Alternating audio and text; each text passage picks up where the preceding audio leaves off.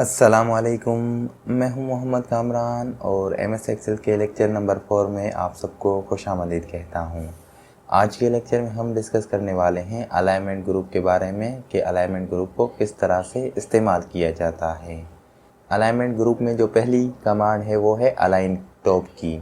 Align top से क्या होता है कि अगर आपके पास कोई टेक्स्ट लिखा हुआ है, जैसे कि यहाँ पर मेरे पास कुछ टेक्स्ट ऐड है, तो इसको मैं टॉप करना चाहता हूँ। जैसे अगर इसकी साइज़ में बड़ी कर देता हूँ इस तरह से, तो इसको मैं टॉप पे करना चाहता हूँ, तो अलाइन टॉप पर जाऊँगा तो ये वाला टॉप पे हो जाएगा। उसके बाद है अलाइन मिडिल, यहाँ से मिडिल टेक्स्ट हो जाएगा। उसके बाद अलाइन डाउन है बॉटम अलाइन, तो इससे बॉटम अलाइन हो जाएगी। इसके बाद है अलाइन लेफ़्ट साइड पे। लेफ़्ट साइड पे जैसे ये वाला टेक्स्ट पहले से ही लेफ़्ट साइड पे है, तो ये कहीं पर मूव नहीं होगा। इसके बाद है अलाइन सेंटर। सेंटर से ये वाला टेक्स्ट बीच में आ जाएगा। उसके बाद है अलाइन राइट साइड, तो ये वाला टेक्स्ट राइट साइड पे आ जाएगा। इसके बाद है ओरिएंटेशन। ओरिएंटेशन में क्या होता है कि अगर आप अपने टेक्स्ट को जैसे कि काउंटर क्लॉकवाइज में करना चाहते हैं इस तरह से, तो यहाँ से आप इस अपने टेक्स्ट को कर सकते हैं। उसके बाद अगर आप एंगल क्लॉकवाइज करना चाहते हैं तो इस तरह से कर सकते हैं। उसके बाद ये वाले कुछ फंक्शंस हैं, जैसे कि वर्टिकल में आप करना चाहते हैं तो इस तरह से, इसी तरह से रोटेट करना चाहते हैं तो कुछ इस तरह से। उसके बाद अगर रोटेट टेक्स्ट डाउन करना चाहते हैं तो इस तरह से। इसके बाद है format cell alignment. Format cell alignment में भी यहाँ से आप अपने टेक्स्ट को रोटेट कर सकते हैं ओरिएंटेशन में से। उसके बाद यहाँ से फ़ॉन्ट में से आप अपने टेक्स्ट का फ़ॉन्ट चेंज कर सकते हैं। जैसे इस वाले टेक्स्ट को मैं रेड करना चाहता हूँ तो यहाँ से कर सकता हूँ।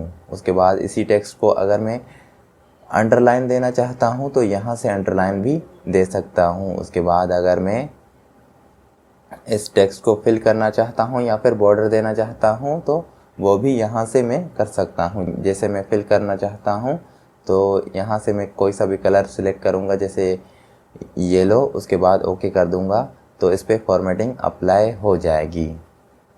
इसके बाद है इंडेंट। इंडेंट से आप अपने टेक्स्ट को मूव कर सकते हैं। जैसे कि इस वाले टेक्स्ट को मैं मूव करना चाहता हूँ लेफ़्ट साइड पे, तो यहाँ से मैं लेफ़्ट साइड इंडेंट करूँगा इसी तरह से। उसके बाद अगर मैं इसको राइट साइड पे मूव करना चाहता हूँ तो राइट साइड पे इसको मैं कर दूँगा। इसके बाद है रैप टेक्स्ट। रैप टेक्स्ट में क्या होता है कि अगर आपने जैसे मिसाल के तौर पर यहाँ पर कुछ टेक्स्ट लिखा हुआ है, जैसे ये वाला टेक्स्ट मैंने यहाँ पर लिखा हुआ है, तो ये वाला टेक्स्ट जो है दूसरे बॉक्स में जा रहा है और मैं चाहता हूँ कि ये वाला जो टेक्स्ट है ये सिर्फ इसी बॉक्स में रहे, दूसरे बॉक्स में ना जाए। तो मैं क्या करूँगा, इसी को सिलेक्ट करके उसके बाद रैप टेक्स्ट कर दूँगा तो ये वाला टेक्स्ट इसी बॉक्स में आ जाएगा, सिर्फ एक ही बॉक्स में ये होगा। इसके बाद है मर्ज and centre. Merge and centre क्या होता है कि अगर मैं चाहता हूँ कि ये वाला जो टेक्स्ट है, ये वाला टेक्स्ट सेंटर में आ जाए और इनमें बीच वाली लाइन जो है ये वाली लाइन ना आए, तो मैं क्या करूँगा कि मर्ज एंड सेंटर में जाऊँगा और सिंपल क्लिक कर दूँगा तो ये वाला जो टेक्स्ट है सेंटर में आ जाएगा और इसमें से बीच वाली जो लाइनें थी वो सारी ख़त्म हो जाएंगी। तो ये था एमएस एक्सेल का लेक्चर नंबर 4। उम्मीद करता हूँ आप सबको पसंद आया होगा। मिलते हैं इंशाल्लाह अगले लेक्चर में, तब तक के लिए अल्लाह हाफिज़।